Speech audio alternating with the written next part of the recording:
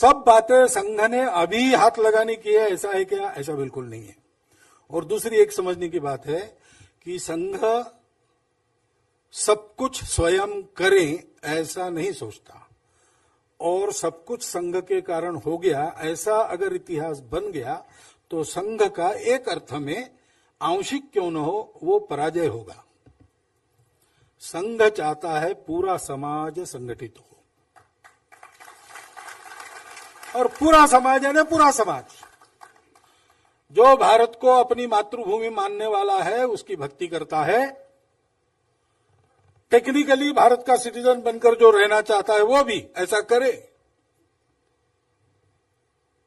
और भारतीय पूर्वजों की विरासत जिसको मिली है और भारतीय संस्कृति के प्रभाव को जो अच्छा मानता है, अपने जीवन में उसका आचरण करना चाहता है, विविधता में एकता के सपने को साकार करना चाहता है, ये सब लोग अपने समाज के सब इस पहचान के दृष्टि से हिंदू है। वो शायद हम नहीं हिंदू ऐसा कहेंगे, ओके आप नहीं है हिंदू, लेकिन करना तो यही है ना, कंटेंट तो यही है ना, उसको हम हिंदू कहते हैं क्योंकि हमको कंफ्यूज नहीं होना है।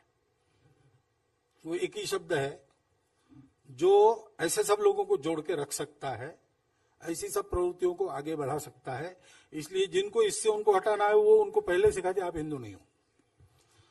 लेकिन भले लोग हैं और वो कहते नहीं नहीं हम हिंदू नहीं है, ये सब आपका ठीक है, मैं हम हिंदू नहीं है, ठीक है ये ठीक है ना, तो ठीक है आप जो भी है हमारे है, ऐसा मानकर पूरा समाज गुणवान बने। पूरा समाज अपने शुद्ध हेतु से अपनी शक्ति को गुणवत्ता को बढ़ाकर उसको पूरा का पूरा देश के लिए समर्पित करे। और इसी को अगर हम विस्तार करते हैं इसी दिशा में, तो पूरा का पूरा देश अपनी सारी गुणवत्ता को विश्व को ऐसा बनाने के लिए समर्पित करे।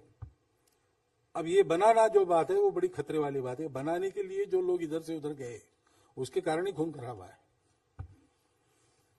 लेकिन संघ में ये बनाने का भी एक तरीका है। सुनील जी ने पुस्तक लिखी या मैंने कोई ऐसी पुस्तक लिखी, पुस्तक लिखने वाले भी है हमारे यहां, लिखते हैं।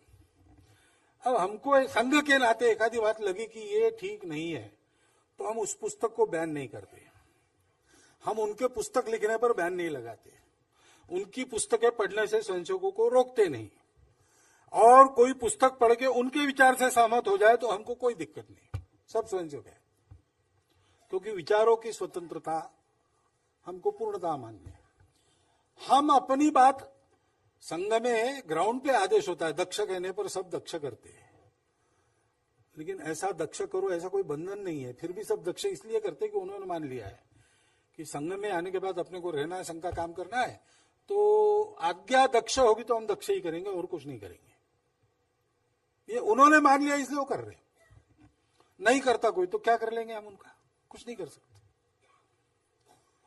और इसलिए ये जो सारी बातें हैं, इस दृष्टि के प्रति एक प्रतिबद्धता दिखती है, सब लोग मिलके चलते हैं, अनेक मत होने के बाद भी साथ चलते रहते हैं, मतभेद के कारण कभी मनभेद नहीं होता, और अपने अलग अलग प्रयोग करने के बाद जो सत्य हाथ में लगता है उस पर सब लोग आते हैं, किसी को अपने मत का भी अहंकार नहीं है। ये क्यों होता है? ये इसलिए होता है कि यहां किसी प्रकार की जबरदस्ती नहीं है।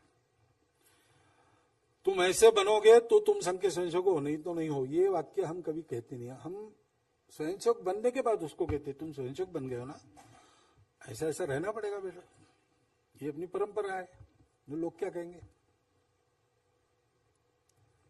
स्वयंसेवक बनने की वो शर्त नहीं है, स्वयंसेवक बनने के बाद की अपेक्षा है, समाज की भी है, संघ की भी है, उसको पूरा करना भी अपने मन से करते हैं स्वयंसेवक। और इसलिए ये पुस्तक समाज को तो संघ दिखाएगा, उस पर बाद में आता हूं मैं, लेकिन संघ के अंदर भी एक विचार मंथन के लिए उसका बहुत अच्छा उपयोग है। ऐसे भी कुछ विषय उसमें है कि उसकी बड़ी चर्चा हुई कुछ दिन पहले, खरी संघ पर लिखा है अम्बेडकर ने, उसमें ये भी विषय है, वो भी विषय कोई भी आ सकता है। उनको किसी ने पूछा होगा तो बताएंगे नहीं, दत्ता जी को भी पूछा था, उन्होंने बता दिया उत्तर। कुछ विषय ऐसे होते हैं जो है समाज में चल रहे, मानव समाज में सर्वत्र चल रहे, हर एक समाज का अपना अपना तरीका उसको डील करने का है। हमारे यहाँ उसकी चर्चा बहुत नहीं की गई, लेकिन वो सब मनुष्य है, उनके लिए जगह है समाज जीवन में। आप देखेंगे प्राचीन इतिहास को अपने, तो ऐसे उदाहरण मिलते हैं। ऐसे लोग थे, वो भी समाज जो सारा कर रहा था उसमें कहीं ना कहीं लगे थे, बराबरी से लड़े थे। है जरासंध के 2 सेनापति है, महाभारत में युद्ध का एक योद्धा है जिसके पीछे अर्जुन को भी छुपना पड़ा। तो ये लोग रणवेश पहनकर सब योद्धाओं के साथ रणांगण में खड़े रहते थे। अब हमने इसकी बहुत चर्चा नहीं की, इस पर कोई वेदों में प्रकरण नहीं है, क्योंकि ये इतना बड़ा प्रॉब्लम नहीं है। समझदारी से, आत्मीयता से, अपनेपन की दृष्टि से हम अगर इन सब बातों को देखते हैं तो इसका हल निकालना हमारे यहाँ बहुत आसान है। हमारे यहाँ सब बातों के लिए विवाद नहीं करना पड़ता। डिबेट की पद्धति हमारी पद्धति नहीं। हमारे यहाँ पूर्व पक्ष उत्तर पक्ष है, हम उसमें से एक सहमति निकालते, उसको हम शास्त्रार्थ कहते हैं। वाद यानी विवाद नहीं, ये हमारी धारणा है। तो इसलिए ऐसे बहुत कुछ विषय उसमें आ सकते हैं जिसको हो सकता है संघ भविष्य में हाथ लगाएगा या नहीं भी लगाएगा, उसकी आवश्यकता भी नहीं पड़ेगी। आज लगा रहा है, ऐसे भी विषय होंगे। लेकिन कुल मिलाकर आज के समाज में जिस प्रकार की परिस्थिति है उसमें संघ के स्वयंसेवकों को क्या क्या सोचना पड़ सकता है, तो हमारे स्वयंसेवकों की तैयारी के लिए अतिशय उत्तम वाचनीय पुस्तक है। और समाज के लिए संघ को बताने वाला एक पुस्तक है, लेकिन इसके बारे में सावधान। सभी पुस्तकों के बारे में, संघ पुस्तकों में बंद नहीं है, पहली बात है। इसलिए पुस्तक पर से संघ की पूरी कल्पना, किसी भी पुस्तक पर से संघ की कल्पना नहीं होती, इंक्लूडिंग बंच ऑफ थॉट्स। लेकिन पुस्तक जरूर निर्देश तो करते हैं। संघ अगर समझना है तो संघ के कार्यकर्ता का जीवन है, लेकिन वो कार्यकर्ता भी अलग अलग है, अलग अलग स्तर के हैं, और आपके संपर्क में कौन आएगा हमको पता नहीं। इसलिए हम कहते हैं कि संघ समझना है तो डॉक्टर हेडगेवार का जीवन ये प्रमाण है। उसमें एक रत्ती भर की, तिल भर की भी कमी नहीं है। बीज रूप में संपूर्ण संघ आपको मिलेगा। डॉक्टर हेडगेवार स्वयं कहते थे व्यक्ति आदर्श नहीं है, भगवा झंडा आदर्श है। अगर आदर्श आपको रखना ही है व्यक्ति का, सगुण पूजा के सिवा किसी को भगवान नहीं मिलते, तो ठीक है। पुराण काल में हनुमान जी और ऐतिहासिक काल में शिवाजी महाराज छत्रपति, ये अपने आदर्श है। हम उसमें एक नाम जोड़ते हैं क्योंकि हमने डॉक्टर साहब के जीवन को देखा है, उनके और जाकर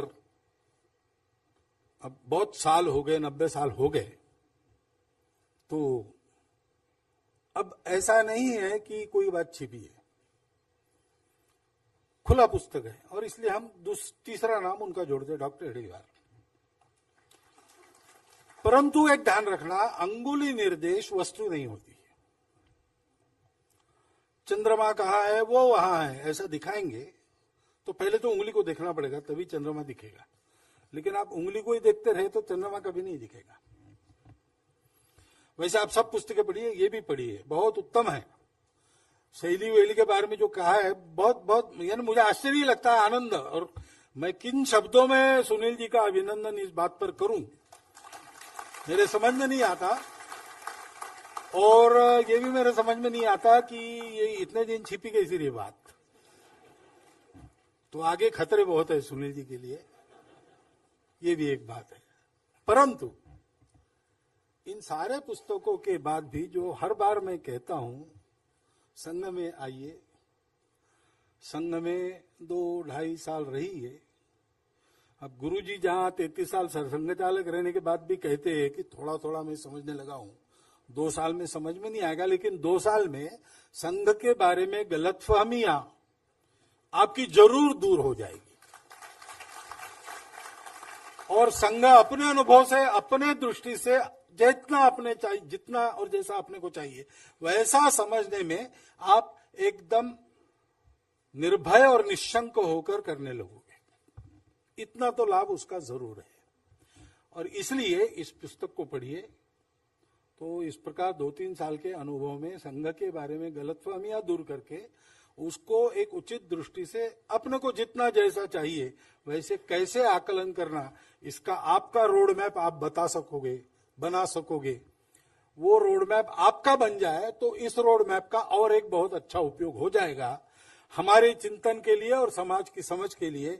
इस पुस्तक का अच्छा प्रचार प्रसार हो और ऐसे पुस्तक लिखने की और प्रेरणा और लोगों को हो, बिना किसी कलुषित दृष्टि से अपने अनुभव के आधार पर उसका एक विश्लेषण रखने की बुद्धि सबको हो, ऐसी एक शुभकामना व्यक्त करता हूं। सुनील जी का फिर एक बार हार्दिक अभिनंदन करता हूं और मेरे 4 शब्द समाप्त।